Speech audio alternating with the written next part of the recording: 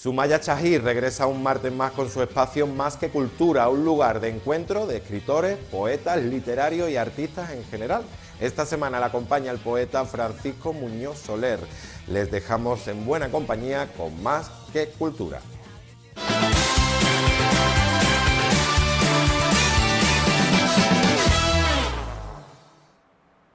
Muy buenos días. De nuevo estamos con el programa, con el espacio cultural Más que Cultura del magazine El Lavadero.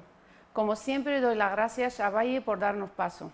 Hoy tenemos un invitado, un poeta, un malagueño que tiene a su espalda una obra amplia de publicaciones literarias. Está aquí para hablarnos de sus obras, en concreto de ciertos libros y de sus viajes que van fuera de España y de todos estos libros que están traducidos a varios idiomas, entre ellos el inglés y el italiano. Él es Francisco Muñoz Soler. Le damos la bienvenida. Buenos días, Francisco. Buenos días, Sumaya. ¿Qué tal? Bienvenido. Muy bien, para mí es un placer poder estar aquí, compartir esta mañana contigo y con el pueblo de Alhaurín de la Torre. Muchas gracias por venir, por asistir. La pregunta esencial, ¿cómo llegaste a la poesía? Bueno, esa pregunta me la hago yo también, me la he hecho muchas veces. Eso se hace a todos los escritores y los poetas. Mira, la verdad, y sobre todo cuando voy a los colegios, los niños me lo dicen. Yo en realidad fui un adolescente que leí muchísimo, pero normalmente es curioso, narrativa y algo de teatro, nunca poesía. Y yo creo que sobre los 18, 19 años empecé a leer poesía. Creo que los primeros poetas fueron, lógico por otra parte, de aquella época, los más que fueron Miguel Hernández, Machado, Lorca. Y bueno, no sé ni cómo, en un día determinado me puse a escribir poesía. Es verdad que tenía inquietudes, escribía letras de canciones, bueno, para mí mismo. Y me vi escribiendo y de aquello ya hace casi 40 años y la poesía pues forma parte de mi proyecto de vida. ¿Pero empezaste desde el principio con poesía o ya a medida que vas avanzando? Solo he escrito poesía, fíjate, ya te digo. Sí es cierto que tengo inquietudes por escribir otras cosas, pero me llega tan fuerte todo lo que tengo por escribir de poesía que casi me falta tiempo para llevar a cabo mis proyectos. De verdad que no sé si es bueno o malo, pero que no he escrito... Según cómo se mire, ¿no? Muy bueno. No, sí, bueno, pero tampoco la cantidad significa calidad, ¿no? Sí. Pero que sí, que yo creo que no sé ni cuántos poemas habré escrito, como 1200, 1300. Bueno, son 23 libros terminados y 3 que tengo ahí. Sí, luego los vamos a desarrollar y hablamos de ello. Hablando de que cómo llegaste a la poesía, ¿cómo fueron los primeros comienzos? Bueno, lo que pasa es que el mundo cultural, no solo en España, sino en el mundo, en los últimos 40 años, pues imagínate, es que no tiene nada que ver una cosa con otra. Yo en realidad al principio empecé a escribir en el año 78, tenía 20 años. Yo sé porque lo tengo datado y toda la historia. Y en realidad yo en aquella época no era como ahora, que era tan intenso. Era un mundo donde era muy difícil publicar, los canales eran muy restringidos, solamente había ciertas editoriales institucionales y además no pertenecía mucho al mundo cultural, sino yo soy entrenador de fútbol desde los 18 años porque me lesioné y soy entrenador nacional de fútbol y he estado entrenando hasta hace 8 o 10 años y entonces no pertenecía a ese mundo. Y ya a los 20 años, sobre el 90 y algo, 95 por ahí, no recuerdo bien, pues ya me entró la inquietud de publicar, me lo tomé muy en serio, empecé a revisarlo todo, lo que había escrito, que era bastante, eran como 5 libros. Y también por los avatares de la vida, yo he viajado mucho, estaba muy vinculado a países americanos y sobre el 96, si no recuerdo mal, el 98, publiqué una selección de los 5 primeros libros. Hice una selección, claro, al principio no estaba muy seguro de lo que era mejor o peor y de hecho los descartes falta de calidad, ¿no? Sino porque no consideraba, además tampoco se podía hacer un libro tan amplio, aún los tengo sin publicar, y empecé ahí a publicar, publiqué en Venezuela, que no es la Venezuela de ahora, y a partir de ahí pues ya fui tomando una serie de etapas que me han llevado hasta aquí.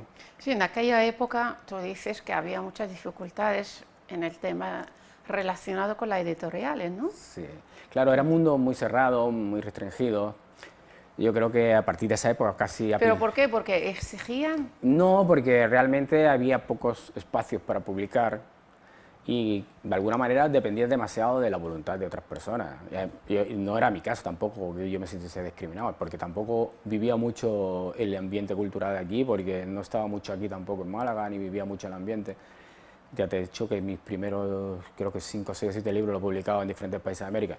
De hecho, yo a Málaga me incorporo hace como 5 años, algo así, y no me acuerdo bien, y es que tampoco pasan de la fecha, no me acuerdo muy bien. Esta fotografía que estoy al fondo es en el 2013 en San Juan de Comalapa, un pueblo místico de Guatemala, donde todos son mayas. Me acuerdo que ahí estuvimos en una ceremonia maya, en un pueblo donde todos son mayas, está considerada la Venecia de Centroamérica. Lo que es la poesía te hace viajar. Sí, bueno... te ha hecho viajar, sí, y sigue siendo... a ver, como poeta. Como poeta. No, porque he viajado más por otras cuestiones. Habré viajado como unas 25 veces o 30, ¿no? No tengo... Estas fotografías son en La Habana, cuando presenté mi primera antología. Sí. Me la publicó Aitana Alberti, la hija de Rafael Alberti. Esta es en Cartagena de India, abriendo el Festival de Poesía de Cartagena de India en Colombia. Bien. Sí, bueno, tú dices que la poesía, bueno, lo acabo de decir yo también, confirma, la poesía te ha hecho viajar mucho, ¿no? Y yo te pregunto, para escribir siempre se toma referencia a algún libro, a algún autor, ¿no?, que nos ha marcado. A ver. ¿A ti qué libro o autor que te haya influido, digamos, para escribir? En este aspecto soy bastante ecléctico. No solo que me haya influido uno, bueno, te dije antes el punto de partida, ¿no? Siempre nos inspiramos en algo, ¿no? Bueno, pero no en algo muy concreto. Ten en cuenta de que después de 40 años hay muchísimos aspectos enriquecedores. Para mí, para ser un buen poeta, desde mi punto de vista, hay que leer muchísimo. Desde luego. Es decir, forma parte de mi formación leer, y te puedo decir que al año me leo y casi te puedo decir que me estudio la obra completa como mínimo de 10 poetas. Es decir, que imagínate, no es, para mí, desde mi punto de vista, no solo ser poeta es leer unos libros, sino saber cuál es tu punto de partida. Y cuando decidí realmente ser poeta, es cuando llega el esfuerzo, la formación, el día a día. Es una carrera muy larga, esto de largo. Como tu caso, por ejemplo, casi todos tus poemarios son reflexivos. ¿Cómo nace? Bueno, yo creo que en la observación está todo. ¿Cómo nacen estos poemas reflexivos? ¿Te inspiras entonces en algo? Sí, bueno, lo que ocurre es que, como habrás visto, no son reflexivos, pero he escrito prácticamente de todo. Desde viajes a la parte más íntima, hay muchos sociales, es que yo creo que he escrito al amor, desamor. Creo que no, digamos que no soy... Son reflexivos, pero en ámbito general. Sí, o sea, sí, sobre todo. Y bueno, te he dicho, a mí me enriquece mucho el viajar, porque aunque en principio no tenía mucho...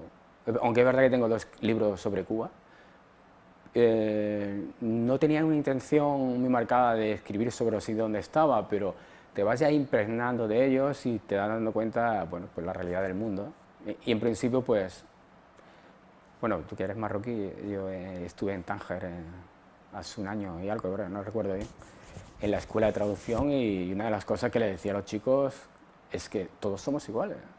Porque estamos muy enfadados, porque fui en un barco, en el ferry se cortó por el mal tiempo, y luego fui en un barco enorme, pero un servicio horrendo, que nos trataron como animales, y llegué indignado. Y se los dije a los chavales, os tenéis que rebelar hasta esto, no nos pueden tratar como animales, y somos todos iguales, y tenéis que Para mí eso es la gran diferencia, y que veo el trato a los que tienen dinero y a los que no tienen dinero. Yo cuando he viajado, por ejemplo, a Nueva York, he viajado en un avión extraordinario, con todos los medios, pantallas, y cuando he viajado, mi último viaje a Centroamérica, en un avión viejo, sin pantalla de televisión, espantoso, y pienso... Pero eso también es lo que eliges tú, el medio que eliges No, tú. no, en la misma compañía, La misma compañía. todo es igual, con los precios incluso más caros, ir a El Salvador que ir a Nueva York. Y entonces creo que eso es lo que ocurre. Se trata diferente a la gente que tiene dinero que a la que no tiene. Antes te presenté como que tienes una amplia obras publicadas en varios idiomas, ¿no? Y en diversos países, entre ellos, como bien ha dicho, España, Perú, México, El Salvador, Estados Unidos, Cuba. ¿Qué sientes cuando ves tus libros publicados en distintos países y leídos? Imagino que se leen por los institutos ¿no? que me comentaste. Sí, la verdad es que todas las ediciones de papel están agotadas. Entonces tenía que tomar una determinación, porque las tiradas de los libros son muy cortas. Las mías normalmente son entre 500 y 1000, menos una de 2000 solo son... Está bien. Sí, y se agotaban. Entonces, claro, si vendía, por ejemplo, en Perú, vendí 3 libros, todos estaban agotados, han publicado una plaqueta. El problema era que me pedían libros en otros sitios. Afortunadamente, bueno, aunque Amazon no es un dechado de transparencia, pero sí que facilita el hecho. Ahora estoy reuniendo toda mi obra en una editorial de Nueva York. Ya tengo publicados 2 libros allí, ahora voy a publicar el tercero, va a salir la antología segunda versión el mes próximo. Intentar, por ejemplo, que cualquiera, en cualquier país, además todo van en español e inglés, porque, bueno, creo que También lo tienes al italiano, ¿no? Sí, me han publicado al italiano, y ahora sale la antología el mes próximo en bengalí. También tienes algo pendiente en árabe. En árabe, de este libro, justamente, la primera sección y la segunda está traducido en árabe. Con el profesor y traductor Meswar. Meswar, que es de los mejores. Amigo lo tiene muy común. Y tuve una experiencia magnífica allí en la escuela de traducción, porque... Es un magnífico traductor. Pero allí me impactó mucho la implicación de los chicos, los traductores, y el amor que le tienen al español en Tánger. Sí, porque la parte del norte de Marruecos, la mayoría son hispano-marroquíes. Sí, sí. ¿Vale? Sí, entonces, estos libros traducidos, su venta, tú lo transmites a través de Amazon, ha dicho, ¿no? Ahora sí, la gran mayoría, no todos. Por eso la idea era que todos se publiquen, los voy a ir publicando un título al año para unificarlo, para que se pueda comprar en cualquier país del mundo. De hecho, me consta que de lo que se ha publicado en inglés se ha comprado en Australia, en Sudáfrica, en Nigeria, en la India. De hecho, yo creo que posiblemente por eso ha llegado el interés a traducir al bengalí. Tienes muchas obras, y vuelvo a decirlo. Voy a citar aquí, bueno, están recogidas en antologías y en internet, como bien hemos dicho. Cito aquí algunas de ellas. Lluvia ácida, el 2000. El año 2000. ¿Qué no quiere decir lluvia ácida? Bueno, mira, para mí, para que la poesía perdure, tiene que ser atemporal. Y además, cualquier persona leyéndolo en cualquier época se tiene que identificar y tiene que tener un componente humano. De alguna manera, toda mi obra gravita sobre mí, pero sin ser en primera persona.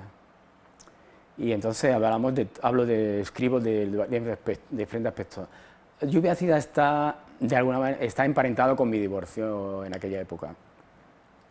Y tiene que ver un poco con toda la tragedia humana, familiar. Es verdad que la paso yo... Circunstancias vividas por ti. Sí, pero a la vez donde millones de personas se identifican. ¿Entiendes? Y entonces, lluvia ácida es una metáfora entre lo que es la lluvia ácida que cae sobre las personas, que aparentemente no la vemos, pero que sí la sufrimos, y que a veces... Sí, lo que lo sufren, lo sienten, ¿no? Digamos, poetizamos lo que es la lluvia ácida, y además en aquella época estaba muy en boga la lluvia ácida, que sobre el calentamiento global de Global de de la la Tierra. medio Sí, tiene un ambiente. componente también, Tiene doble sentido, digamos, sí, ¿no? también sobre la naturaleza, sobre el medio ambiente. El año 2006 publicas Áspero Tránsito. Ese es un libro que en principio es pequeño, que no tiene muchos poemas. No lo iba a publicar como tal, pero un editor de Perú, recientemente se le había muerto el padre, y es un libro, casi todo es sobre la muerte de mi padre, fundamentalmente. Y claro, ahí sobre la muerte de los familiares directos, sobre la tragedia, el luto, todo eso, pues quién no se va a identificar. Para mí, opino que la vida es una sucesión de pérdidas, es decir, perdemos, nacemos y empezamos a perder y hasta que nos vamos. Sí, que volvemos a decir que siempre para escribir nos esperamos en situaciones, ¿no? Vividas o ajenas, ¿no? Sí, claro. A mí en ese aspecto, ese es un libro muy personal, porque ya te digo que no pensaba publicarlo, sí, fue una petición, porque le mandé a este chico, yo acababa de estar en Perú y nos conocimos, le di los poemas inéditos y me dijo, mira, es que yo lo quiero publicar, es que, no sé, como homenaje a mi padre y tal. Y digo, bueno, pues nos hacemos el homenaje y de camino a todas las personas que se sienten en ese lugar, pero no es un libro de dolor solo, sino también de esperanza. Yo creo que uno de los aspectos quiero enviar siempre, que al final del todo nos vamos reconstituyendo, somos de energía y al final tenemos que tener una salida a la esperanza. Habla de sufrimiento por pérdida de seres queridos y tal, pero también manda un mensaje de esperanza. Sí, porque en realidad es lo natural, nos tenemos que morir. No tenemos que nos toca, cuando nos toque y ya claro. está. En el año 2008 publicas La densa corporeidad de mi memoria. Ahí en ese título...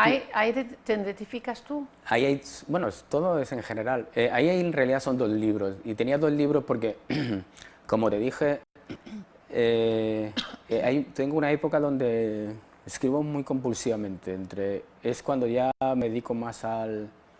Porque yo era entrenador de fútbol y hay un momento en que ya no entiendo de que no puedo seguir manteniendo mi trabajo normal para vivir, por los poetas.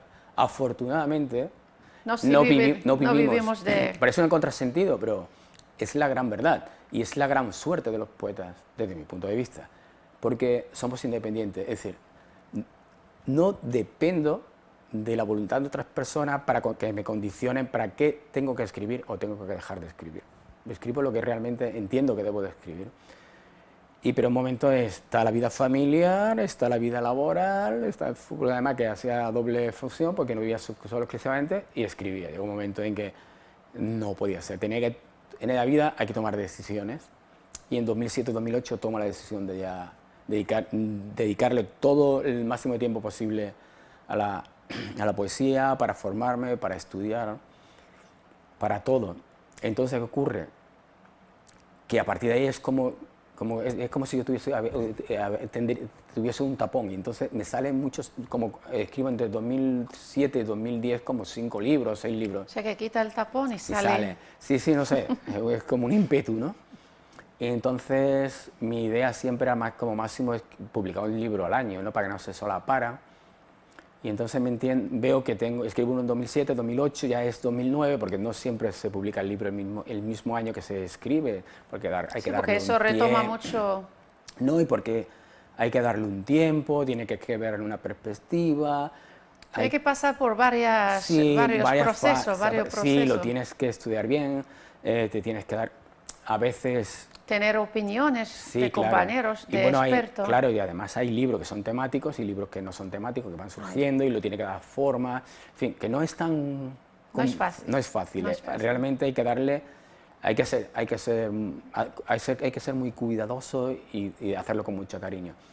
Entonces, aunque muchas veces, por ejemplo, en la biografía dice 2009, realmente el libro sí es del 2009, pero se ha publicado en el 2011.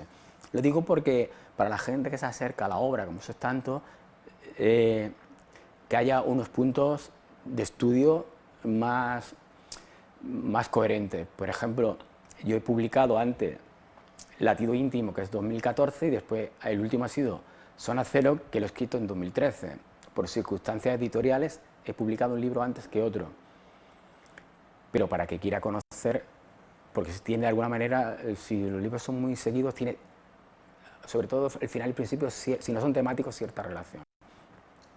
Entonces ahí van dos libros, van dos títulos.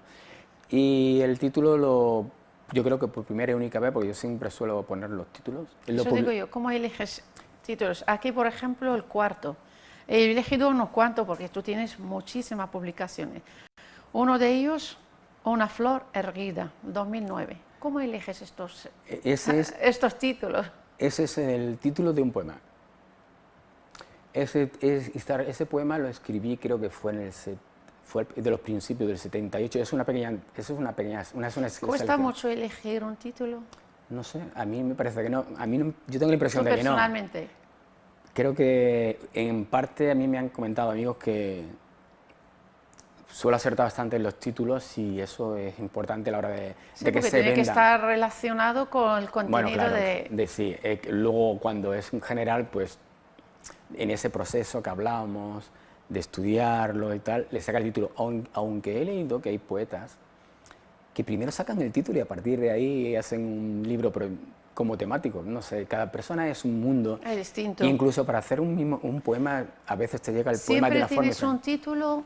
No. O dejas unos cuantos, luego escoges? Sí, yo creo que se va. Escoges uno de ellos, la que ves que corresponde a lo que normalmente escribes. exceptuando ese de la flor. Y mira, el latido íntimo sale a veces en algunos títulos, me di cuenta de que todo converge en el latido íntimo. Después de leer el libro muy cuidadosamente, porque luego no solo está eso, está el tema de las erratas, de los pequeños detalles. Como bien dijiste antes, no siempre, afortunadamente, tengo la suerte de tener amigos con unos tremendos conocimientos a los cuales le dejo el libro para que... Sí, porque tú perteneces al Club Literario Malagueño, que desde aquí le mando un saludo a todos los compañeros que tenemos en común, entre ellos Pepe Sarria, José Sarria, que no le gusta que le diga Pepe, también está Torres, ¿no? Lomas, García Velasco, Rafael Ávila, un sinfín de compañeros que son todos del mismo club, que tú perteneces a ellos. Sí, claro. Bueno, de hecho, Latido Íntimo le ha hecho el prólogo Torres, la primera antología se lo hizo García Velasco, Ávila le hizo a Tiempos de Prodigios, y bueno, y también tengo... Son magníficos, magníficos. Y además tengo otros amigos poetas, que no son españoles, le dejo el libro, no siempre, hombre, ¿qué te parece? Porque...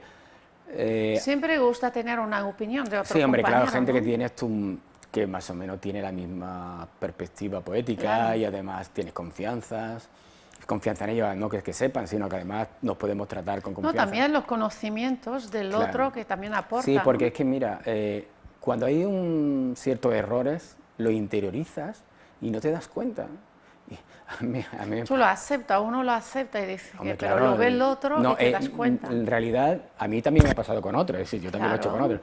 En realidad no es que cuando lo he hecho yo, o me lo han hecho a mí, no es que yo le imponga, sino le hago ver mi opinión y decide siempre el autor. Y bueno, pero es que normalmente son detalles mínimos, pero cuando se llega a cierto nivel, esos detalles mínimos hacen que un libro sea mejor o peor. Los buenos lectores se dan cuenta en eso. Claro. En todos los pequeños detalles, pero que esos pequeños detalles que suben demasiados detalles y hacen que un libro o un poema a veces gane en calidad justamente por pequeños detalles y a veces ese pequeño detalle ese que cambie la perspectiva del poema. Claro. Otro libro, La claridad asombrosa, la 2009. Ese libro, sí, ese título me costó más porque es un libro dedicado a Cuba. ¿A Cuba? A Cuba, sí. No a Fidel Castro, ¿no? No, bueno, a ver.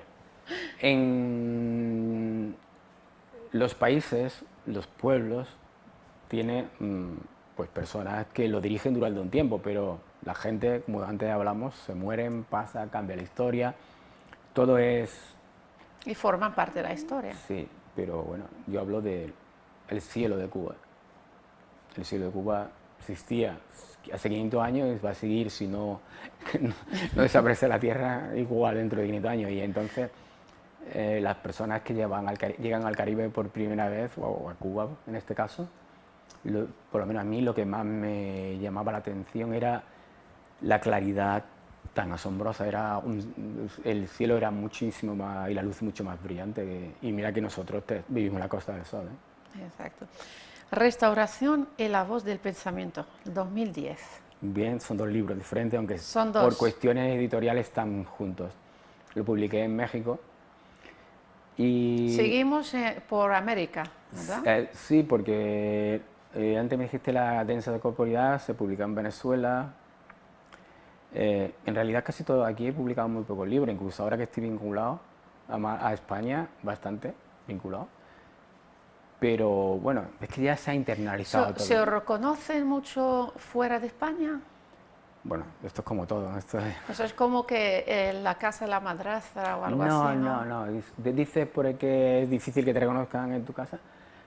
A veces a mí me han hecho ese ejemplo conmigo y yo no me siento maltratado aquí en Málaga. De hecho, ya habíamos hablado de la buena... No, además hemos coincidido, tú eres muy requerido, hemos coincidido en muchísimos actos, tú colaboras también en la ONG que preside José Sarria, hemos coincidido en muchos eventos, o sea que también te tratan aquí bien. Sí, no, y además desde hace 4 años y medio organizo eventos en principio a nivel casi personal en el Liceo de Málaga.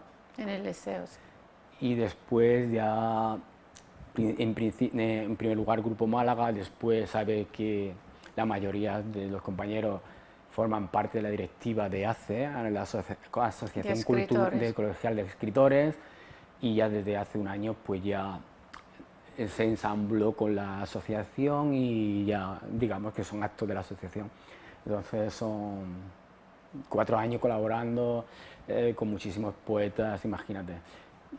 Digamos que aparte que tú viajas mucho, o sea que eso también te resta mucho tiempo para estar aquí en España en general, ¿no? Sí, tengo que organizarme bastante bien, pero bueno, cuando tienes contactos, tengo los contactos, pues no me resulta tan dificultoso porque... Sí, te da ventaja. Sí, porque son contactos muy directos, como con el tema de las redes sociales, más que puedo organizar rápido, bueno, son las facilidades que nos dan los tiempos de hoy. Pero lo que te quiero comentar que a veces en Málaga puedo ser menos conocidos o a un tiempo y me decían, es que ¿cómo es posible que tú, por ejemplo, yo tengo una foto por ahí desde 2010 que hice una presentación en la SEF, en la Sociedad de Escritores de Chile, que es en Santiago de Chile, con Neruda y con Gabriela Mistral de Transfogo. Con lujo. Bueno, eso es... Con lujo. Claro, 2010 a mí no me conocía casi nadie aquí. Y yo dije, no, es que no me conocen, entonces no pretendo que la gente me tenga que conocer, además que no tiene por qué conocerte nadie, eso es...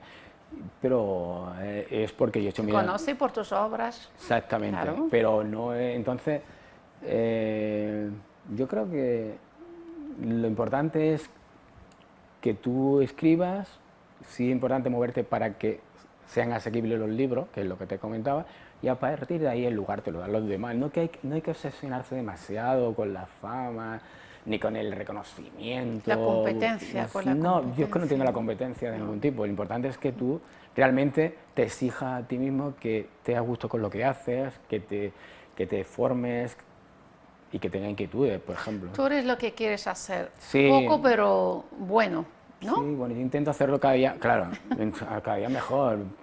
Si no tuviese esa inquietud, ¿para qué voy a escribir? Tampoco. Claro. Y ya está.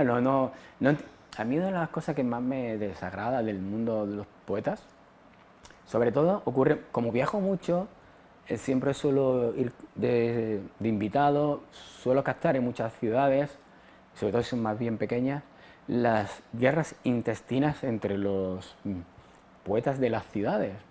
De alguna manera también pasa en Málaga, eso es típico del provincianismo, que eso no conduce a nada, porque en realidad a los poetas son cuestiones de ego, ¿no? A los poetas no nos conocen ni en nuestra calle, a nivel normal, porque no salimos en los medios, bueno, hoy, por ejemplo, tengo la oportunidad de que me vean. Entonces, tenemos que tener una perspectiva clara de la realidad. Dices porque no salís a la calle. ¿Por qué? Porque no le da mucha importancia desde cultura. Bueno, porque en realidad no es que no dé importancia, el mundo es así. En los periódicos generalistas hay no solo el poeta es el último de la fila en la poesía. No verás muchas noticias. Pero no lo olvidemos que la poesía es un medio para comunicarnos, ¿no? Bueno, a lo que te quiero comentar, quiero hablarte un poco sobre los egos, que los poetas pueden tener un libro, pero normalmente no tienen cara. Los poetas, casi ningún libro tienen la foto de los poetas ni historia. Y esas guerras que hay de egos, quién eres tú, eres mejor, si soy peor, entre poetas, y lo que yo no la entiendo. Yo lo que creo que quiero considerarme que me guste lo que escribe, que esté satisfecho y punto. Tengo que aligerar y Sí. quiero que me hables de Latido Íntimo, que creo que lo tienes ahí. Ah, sí, que Latido Íntimo es un libro... Ya como te comenté, varias obras y publicaciones de él, no me da tiempo a mencionar todo, No te pero preocupes. que veo que traes el libro. Este libro... Este libro está traducido, es el último, bilingüe, ¿no? Bueno, tengo el último Sanacero, pero el último, digamos, El penúltimo. que se ha publicado. Tengo otro terminado, que se llama Elocuencia de Silencios, que por cuestiones editoriales saldrá en primavera del año que viene. Cógelo bien. Pero digamos, este es un libro que tiene... Sí, vamos a enseñárselo a cámara. Aquí se ve bien. Sí. Este sí se ha publicado dentro de la colección Mar de Tanis de Corona del ¿Eso Sur. se presentó en Estados Unidos? Sí, este lo he presentado en Estados Unidos, este lo presenté en Tánger, lo presenté en París el día de los atentados y a la hora de los atentados y cerca de los atentados. Pero es un libro una edición que tenía muchísimo cariño, aunque te dije que casi todo lo estoy publicando. Es una segunda edición en Nueva York por el tema de Amazon, pero lo quería publicar en Málaga. Bueno, esto es una obra de arte, quiero decirlo, en la editorial Corona del Sur. Nosotros en Málaga, sí es cierto, tenemos una tradición de editores magnífica. Bueno, está la editorial de Paco Peralto, ahora con sus hijos que lo llevan a cabo, y te puedo decir que es una maravilla editorial, es una maravilla. ¿Nos puede leer algunos poemas que están dentro del libro? Bueno, te quiero decir que estos suelen ser poemas cortos, Sí. y tiene varias partes. La primera es de viaje, después de introspectiva, Latido Íntimo, otra social, otra a mi hijo y otra a mis padres. Bueno, ¿no? alguno que sea cortito, que no tiene Sí, mucho tiempo. No, son todos muy cortitos, lo que pasa es Venga. que... ¿Viene en inglés en este libro? Sí, español e inglés. Ya. ¿Te atreves a leer uno en inglés? No, en inglés no, porque ¿No? lo pronuncio mal y entonces, aunque me defiendo, pero... mira, a ver si lo encuentro por aquí. Te he pedido para leerlo en inglés y en español para ver la diferencia. Sí, pero no tengo mi hijo sí tiene mi hijo que vea esto Yo le leería, pero no nos va a dar tiempo. Lo leería yo en inglés. Bueno, pues mira, ¿por qué no lo leo? A mí me da una... No, quiero que lo leas tú en castellano. Mira, obviamente, el íntimo, bam, bam. Cualquiera, Francisco. Cualquiera que... Sí, bueno, pequeños. Este mismo. Este mismo, mira. Este mismo. Pero después lo lees tú en inglés. Vamos a Mira, escucharte. esto es verdad, ¿eh? Conocí, bueno, circunstancias laborales, a un chico gitano, que me dice, oye, si quieres, me gustaría que viniera a una fiesta porque mi sobrina es una petición de mano y tal, y tiene 15 años, y yo me quedé, ¿cómo? No, pero no te preocupes, que yo no voy a hacer eso con mis hijas. Y entonces yo respeto las culturas de todo el mundo, las tradiciones, pero hay con las que estoy en absoluto desacuerdo, y que en el 2016, esto en 2014, como en este caso, que lo escribí, ocurran estas cosas, me parece cuanto mínimo lamentable. La mayoría de mis poemas no tienen título, es el primer verso del título. Se titula Ayer me invitaron a una fiesta. Ayer me invitaron a una fiesta. Se celebrará con cantes y bailes la pedida de una niña. Es sobrina de quien me invita y con la boca pequeña me dice que no hará eso con su hija. Su hermano gitano de casta ya ha ido al colegio para que la dispensen de asistir y no tenga relación con varones. En 1 año se casará y en 2 será madre. ¿Eso como una manifestación tuya? Claro, ¿Que estás en contra? es que yo creo que las niñas lo primero que tienen que hacer es conocer la Estudiar vida, y estudiar. estudiar y disfrutar de la vida. Así es. Y ya después, Francisco, cuando sea adulta, que decida su vida. Francisco, ayer me enteré yo de que 10 de tus poemarios han sido elegidos y publicados en la revista conocida del sur, de aquí en Malagueña. Bueno, lo tengo aquí casualmente. Bueno, Sí. es que, bueno... No tenemos tiempo para que les... Háblame de ellos, si alguno es cortito, si puedes leerlo. Bueno, mira, esos poemas los leí justamente en un curso de verano que lo llevó a cabo García Velasco de estudiantes norteamericanos que están estudiando literatura literatura española, y son inéditos todos, están muy relacionados con la actualidad. Y voy a leer uno cortito, que no tiene que ver con la actualidad, tiene que ver Sí, con uno brevemente. mi relación con mi abuelo De acuerdo. y con la vida. Vamos. De niño sentía una sobrecogedora emoción al ver las manos de mi abuelo, sus estribaciones de arrugas surcadas por la vida, sus articulaciones deformadas por sedimento de experiencias. Las comparaba con las mías, huérfanas de saberes. Esa sensación me llevaba a sus cansados ojos para escuchar su alma, que mantenía la pureza de su infancia. De niño, observando a mi abuelo, comprendí la brevedad de la vida y a ser persona. Precioso. Bueno, realmente yo quería mucho a mi abuelo. Y la verdad El sentimiento de amor al abuelo, sí, ¿no? al abuelo, y sobre todo murió con 97 años, te estoy diciendo que tiene 90 y tantos años, y yo, a pesar de la decrepitud de la vida y de la opacidad de los ojos, la miraba y veía en él el espíritu de la vida, de la infancia, de estar satisfecho con la vida que había llevado. Francisco, te tengo que darte las gracias, que llega el tiempo de terminar. Muchísimas gracias por asistir aquí y por regalarnos algunos que otros poemas que le hemos podido escuchar, y que lo has podido leer para los amantes de la poesía.